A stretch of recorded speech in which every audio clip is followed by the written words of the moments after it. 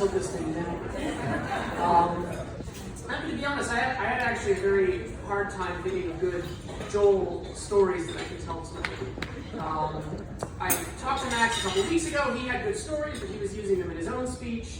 I talked to my parents the other day. They had a lot of stories, but none that I felt really captured the essence of who Joel is. In a moment of total desperation, I actually tried calling Cooper. Many ideas, but I never got past his secretary. To understand why it's so hard to think of the Joel stories, you kind of have to know what the dynamic was of 11 brothers when we were kids. I, as the oldest, was usually off in the corner somewhere with my head in the book. I was very quiet, I was very independent, and this was probably for the best because Max needed a lot of attention and throwing temper tantrums, running into walls, stepping on rusty nails in third world countries.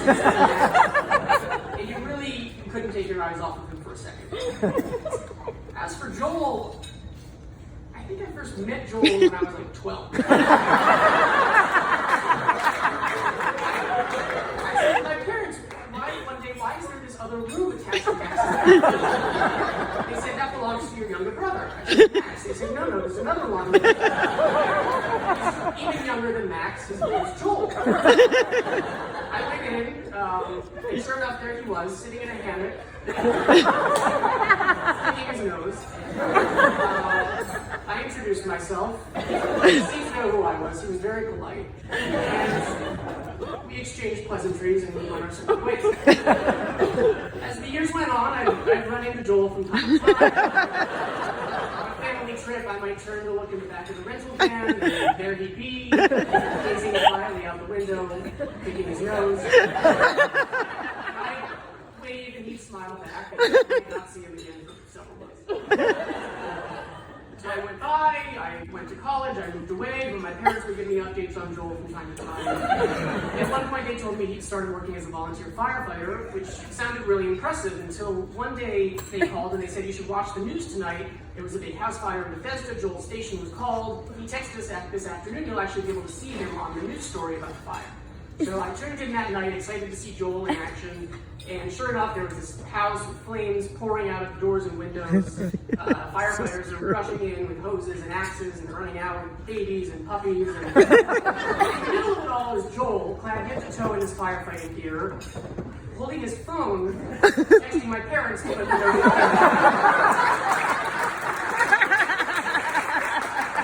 Say what?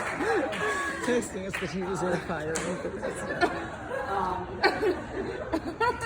At one point on what I had actually thought was just a routine family trip to Bloomington, Indiana, I actually found myself at Joel's college graduation. I didn't know he was in college at the time. And as I looked down on him, sitting amongst his fellow graduates, holding his diploma, picking his nose, I couldn't help but feel a certain twinge of pride.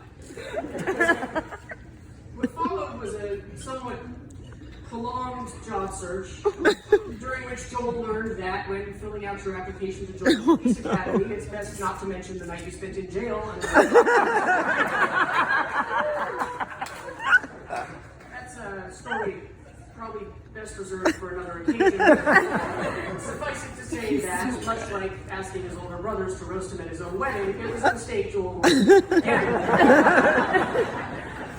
There was no need to worry. Joel did eventually manage to land a really great position at Nellis Corporation, following what I'm sure was a highly competitive interview.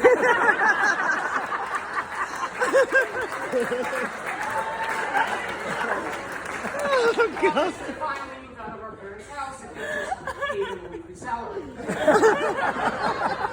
Before long, it came to my attention that Joel had begun seeing a young woman named Jill, and that this Jill had actually moved in with Joel and Max in their house in Washington, D.C. Although, instead of paying rent or her share of the utilities, she would just buy Joel a pair of sunglasses every once in a while. An arrangement that I'm sure Joel genuinely believed made financial sense. We paid for Clean Following a few years of blissful cohabitation and one unfortunate incident in which Jill walked in on Max when he was taking a shower, we decided that it might be best if the two couples just struck off on their own. Joel and Jill moved in together, and before long I received an ecstatic call from my mother telling me that Jill had begun the process of converting to Judaism. I was kind of baffled as to why anyone would want to do such a thing.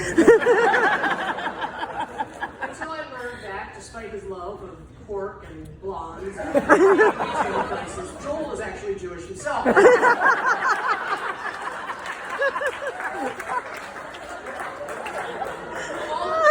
as proud as I was of Joel and his many accomplishments, there was this feeling that I just couldn't really shake, which is that I wasn't really sure what his point was. I just wasn't really sure why he was there. My parents already had one perfectly good child, and Max, and having a third just seemed kind of superfluous. This is a feeling that actually nagged at me for decades until finally, just a few years ago, the whole family was together. We were talking about having kids for some reason, and I said that I would want to have probably no more than 2 myself, and my mother immediately jumped in and said, no, Elliot, you have to have 3 like I did, because what if something happens to one of the first 2? Some of you, I sense, are coming to the same realization, which is that Joel was always just the insurance child. In case I got hit by a truck, Max drank a bottle of Windex or something. The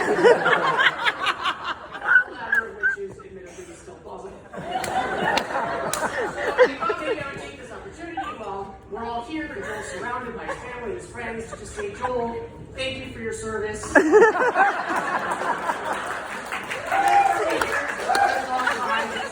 Stand by, ready to jump in as soon as So I just want to congratulate you as you now move on to your new role as Jill's insurance husband. Someone for her to fall back on in case she doesn't run into Oscar Isaac in a bar in the next few years. Until that day, I just want to say Mazel Tov, and let's hear it once more for Joel.